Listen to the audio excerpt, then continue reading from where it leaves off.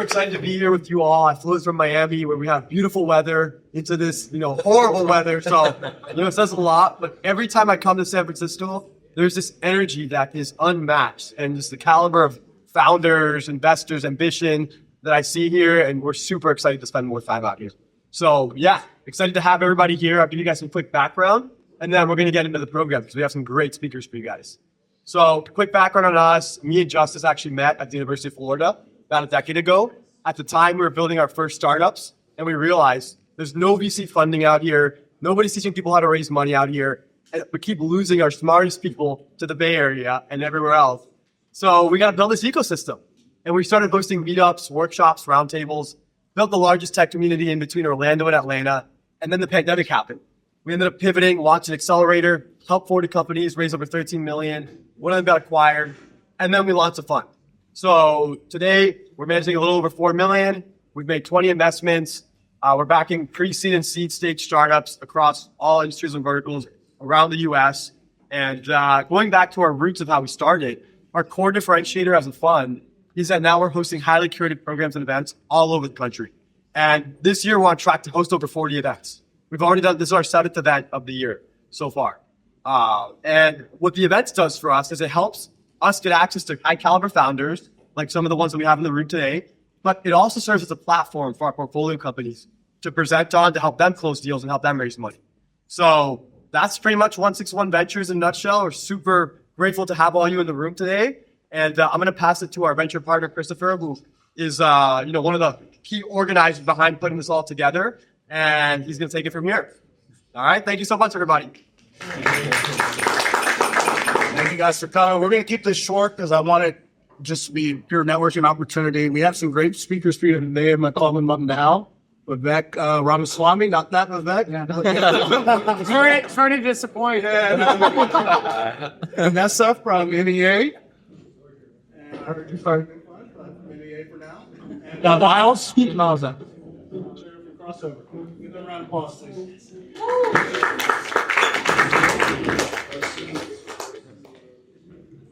I would love for us to get started with some introductions. Kind of just give a brief background about yourself and how you got into venture debt. Miles, you can start. Hey everyone, my name is Miles Schumer. I'm VP over at Crossover. Crossover VC is a growing stage fund to fund. We have 2 mandates where we invest in emerging managers, primarily funds 1, 2, and 3. We also have a direct investing mandate at primarily Series A and Series B. I think the reason why I'm here is that, while we're backed by the traditional mix of high net worth individuals, family offices, endowments and whatnot, we also have 45 athletes and entertainers that actually have given us money. Rough breakdown of that cohort's roughly 15 NBA, 15 NFL, 1 motocross guy, a couple tennis stars, and some actresses. We don't use their name, image, or likeness for marketing purposes, so no spoilers here. What we do offer our LPs in general is the most diversified access to early stage venture. So, Sure. Hi everyone. My name is Vanessa Larka. I'm a partner at NEA still currently. For those of you who's that information don't recall right before I got here, we can talk about that later. I always talk about this.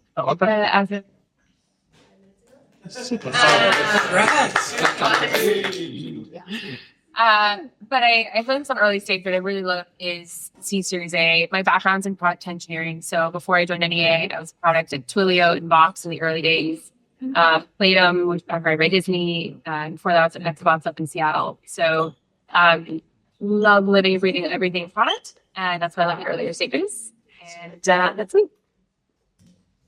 Awesome. I'm Vivek Ramaswamy. Again, not the other Vivek Ramaswamy, but it's confused a lot of people in the last 2 years, I'll tell you that. But I'm a partner at Madrona, which is a venture fund that's based in Seattle and here in the Bay Area. We've been around for about 30 years. Mostly do Series A's and Series B's, largely focus on enterprise software, B2B companies, and a lot of AI, which I'm sure we're going to talk about. But I was at a couple different venture firms before this. Place called Ripple Ventures, and when in between that, drove another growth stage fund called Steadfast. I got into it about 10 years ago after spending a couple of years in finance. So did not have the product background, unfortunately. I didn't smart enough to do that, but came from finance. Love to do it. No, should we start? I kind of wanted to get into your fund. You guys went into the fund a little bit. Maybe tell me maybe your check size and maybe one or two investments that you really like, that you really rooting for, that's kind of taken off in the past few years. And then Miles, is there any funds you've gotten into as a fund that has really excited you recently? Let's give you guys. I guess I go first. This is such an interesting question. It's like due diligence right now. Yeah, no, real time. This is great. No pressure. I'll say my first investment is a company called Greenlight. It was a seed investment company based out of Atlanta. I was actually born and raised in Miami, so I'm a Miami fan. Snapped and Dublin, was never going to win, but and then I went to college in Atlanta. So I invested in Greenlight. It's a debit card for kids. It was a non-obvious bet when it happened because my partnership was like, look, everyone has tried this. It makes no sense.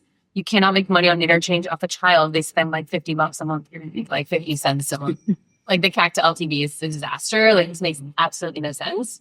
And they're seeing everyone try this, everyone failed over like decades. And I think that what's different now is millennials are having kids, Gen X are having kids. We don't carry cash, so it's really convenient to give cash to a child for their allowance. And we're all like the Venmo generation. We just like Venmo stuff. And so Greenlight made it so that you could Venmo your kids money, and they had this whole debit card that they could use. And the clever thing was it was really centered around financial literacy education for kids. And so you pay $5 per family per month, and your kids got to learn about financial literacy. So I'm like, well, it's better than 50 cents monthly. You get $5 per month, and that's $60, and you don't term. And so I'm like, this model actually does work out now, and there's a why now, and it was the right team. And so I had to fight hard for that one, and I only got to put in $1 million, which is a really big number because some companies like hundreds of millions of revenue and worth billions. But it was a really fun first investment. That was a period that worked out. Nice. That's awesome. I'd say one that is probably something folks have heard of here as well is a company we invested in now 2.5 years ago called Runway ML. And, it was interesting. I joined Madrona, right? I think it was like a month before ChatGPT came out. And it was like a crazy period, right? We had this AI conference but people weren't really talking about AI companies as much as, as they are right now. And, when we first met Runway, we were like, look, this is amazing. They're talking about GPUs and needing to partner with Microsoft. And we're like, what is the GPU thing? Like, why does it matter? And what I thought was really interesting about that company at the time was they had built a really interesting application, which was forked off of Stable Diffusion. There was it's basically an image generation model that was really popular a few years ago. And they forked it to do video content and video generation. And they had built everything from the app all the way down to the model. So it was an amazing team.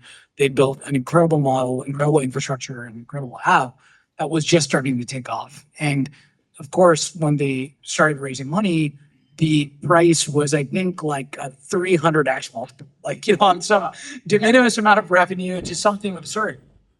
And, I think if we looked at it with the traditional sort of SaaS lens, we would have said, hey, it's crazy, way too high of a price. Let's wait and see what happens. And I think we just started to hear about how much people were willing to use these models and pay for these models and how exciting these whole developments were. So it was the first kind of investment we made in this modern AI period. And it's been an incredible journey, similar to Venus. I wish we got a lot more money in that company than, we ultimately did, but it's a really cool and exciting thing. I'm going to answer your question, but I'm going to go a roundabout way of getting there. So again, for everyone, I'm an LP, so I invest in funds. So 1, 2, 3. If I can leave you with one thing today, it's that the venture landscape today is completely different than it was 5, 10, 15 years ago.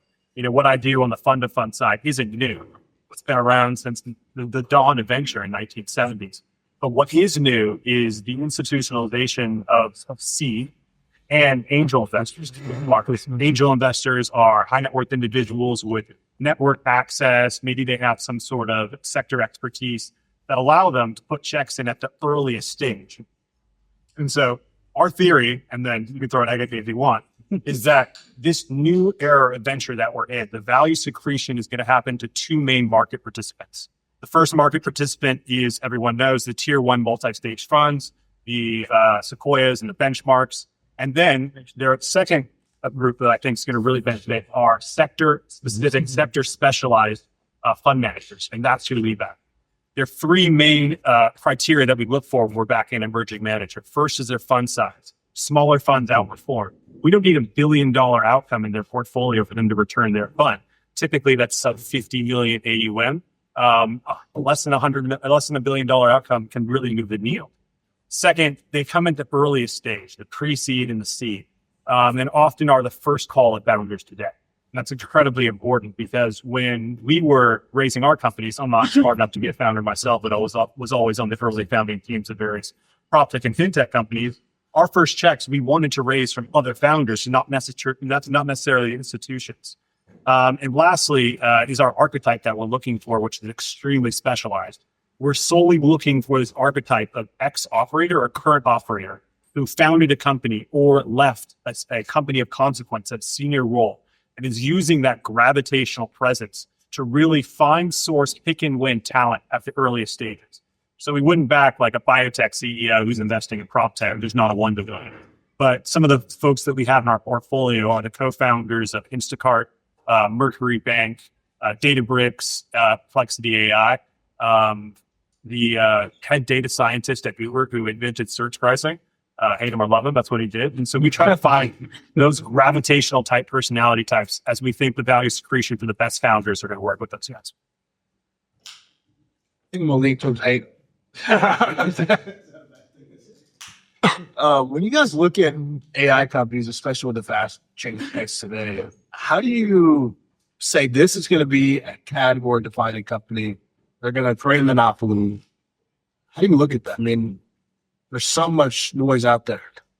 What kind of signals do you look at when you're doing it? So I think like for us, it's funny how things are changing so fast in this space that like you almost can't just bet on the tech anymore, right? It's like maybe 3 years ago was who has the best model, right? And who's building a really great model. And then maybe 2 years ago, it's like, okay, if we look at the infrastructure stack, who's building all the great, the vector DBs and all the other things you need to build a great app. And now it's, building a great app. To me, I think it like goes back to the basics of investing, which is, are you backing a visionary founder who has great founder market fit, is learning their way into a tech and a technology and a market that's changing so rapidly? Can they change with this market? Are they willing to adapt? And it's all like the basics of, can they go and recruit really good talent? Can you build an application or something that has great usability and a UX and that customers really want? And it's funny because like, I feel like it's a lot of the same basics as we were investing 5 years ago and as investing has always kind of been. So I don't know if I think for us, we went from having this idea of saying like, hey, you really have to be technical and you got to read all the papers and you got to be this super, genius person from a lab. And I think increasingly we're like, okay, well, there's room for those founders for sure. I think there's also room for a set of founders that are saying, how do we take all this technology and build a product that folks really love and we can adapt very quickly when the models are changing? Like, what stage are you investing in? A's and D's. Yeah, I think for me, because I'm really excited about the seed, Series A, pre-seed stages, I'm looking for pent-up demand. I'm looking for what I'm calling pull, right? I'm 4 p.m. I can get signal from your usage data from your engagement. I don't need some revenue, but I need the data to match the value proposition you're pitching me. Like if you're like, we're going to save people money, like I need to know that you're tracking that, and then I need to see it actually show up like in the data. And then I need to see people like using it not. If you're like, we are a travel booking company using AI agents forever. Then it's like, okay, well, I want to see someone that you've used for all their travel. And then I want to see something special on top of that. I want to see them change their behavior. So if they typically only took a vacation that was 5, or they take 5 days on vacation, they book that they travel. I want you to show me that with you. Now they're doing 20 days or 15 days, or they're taking more trips. They're like, I want to see product market pull, and I want to see behavior change, like radical behavior change that shows me that like you're changing the game. Because I think when you said category defining, that's what I think category defining is. On the enterprise side, I think more of like, I don't want incremental. I don't want you to say like, I'm a CRM, but AI native, or I'm like Workday, but blah, blah, blah. I want you to tell me how you're going to create a net new category. And it wasn't possible before, but you're going to take this, a little bit of this, a little bit of this, and smush them together. And this day and age, it makes sense for those things to be smushed together in its own category than independent categories. So I want something that's like not incremental, but like totally different vertical, totally different like dimension of how you think about it. And there's tremendous risk because there's no line item for the enterprise to say like, oh, I'll just replace Workday with you. There's no line item in the budget that's super risky, but I think that's my job is to assess that risk and to take those opportunities. Yeah, I think that was really good. And not much more to add other than, when I talk to all my fund managers, 20 of them, about 50% of their portfolio will be invested into AI native companies within their specific verticals. I think we take the approach of where can AI really have some market winners where historically there have not been. And so as I look at my portfolio and where I want more coverage, we're really considering more biotech, therapeutics, and kind of the bigger umbrella of deep tech, which can be cybersecurity, which can be aerospace, robotics. We really believe that sector in particular is going to see a lot of net new winners, where historical, sectors, enterprise, SaaS, there already are some winners there. We want to go where there hasn't really been a kingmaker brand yet. I have a few more questions. I promise to keep this short, but there's a lot of investors in the room, a lot of smart founders in the room. We're going to take 2 questions from the audience and then get back to networking. Does anybody have a question for the investors? It's okay if you don't. I got a few more. Let's do one. Yeah. Will your administration kind of change your thesis about CVS? Save the hard one for the audience. How do you value a company? Like I always That's a good question. I don't know. I can just tell you, like, from the deal portfolios that we're looking at in terms of our direct investments, that some cross-border logistic companies we're putting on pause for the moment. And so we kind of have a better idea what the tariff situation is going to be. That's the only example I can give you of actually something. The majority of our funds, they just, they're US based, they're investing in the US, there's less risk there. When you go cross-border, this definitely opens up to some political risk. And unfortunately for this couple of deals that we're looking at on the logistics side, we're just going to have to put them on freeze. Yeah. I mean, I think it's really tricky to try to line up the political climate and the macroeconomic environment and what are the incumbents doing. Like if there's too many variables for optimizing on that, and especially at the early stages, I'd love to hear from someone who do growth. I would say even for, because our growth fund is still like early growth, Series B's and C's. So I would say it doesn't, the thing that probably affects it the most is the hiring, right? I mean, if we have we have companies who have teams in Canada, and teams in Mexico, and teams overseas, they're kind of thinking about the visa situation, right? They're thinking about, should we come over to the US? And, can you even get a visa to come and build here? And so I don't know, it's still like a little bit indeterminate right now, but I think it has kind of created a little bit of a chill there. But I'd say overall, it's the same thing as what you said, which is like, administrations come and go. The length of a company to go from 0 to success is going to take 10 plus years. Yeah. So we're going to see multiple administrations come and go, right? And so I think the best founders just kind of put their heads down and keep building. Personally, as a Canadian myself, I'm kind of like, are we going to be the 51st state, or we'll have to cross a border or not? But yeah, outside of that, it's the same thing as you guys. Take one more. It's weird now. I know. You got it.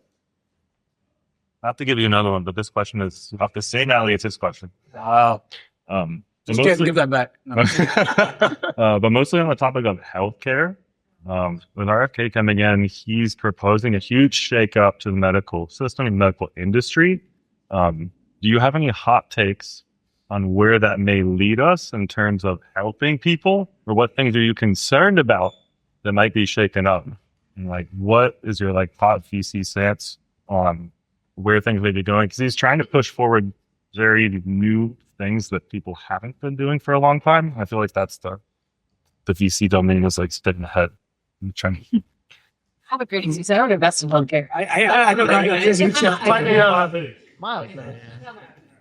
Do you miss? You don't historically, we have not invested historically in direct healthcare funds, but anecdotally, what I can say is that a lot of the would-be fintech founders I've noticed in our portfolio over the last couple of years have been migrating into health tech. Because if I'm going to build a payments tool for consumer, why don't I just build a payments tool for insurance companies and get a better markup for my actual work at the end? And so I have witnessed a lot more talent entering that field. We don't invest in any 100% healthcare focused funds. But zinger of a question, Jesus. Yeah, I like. I don't know where any of it's going. Like, it's gonna be good, it's gonna be bad. Like, I think everybody's like, we don't know. It's gonna be good, it's gonna be bad. Like, we're all on the edge of our seat. Like, who knows? Maybe it'll be good, maybe it'll be terrible. We don't know. And then maybe it'll change in like a week. I can't even keep up. I know. Models change every month, and now the administration is changing. Or like sometimes The tariff tariffs are is changing. every, So like, day. that keeps us employed as investors, which is good. That's what all it is.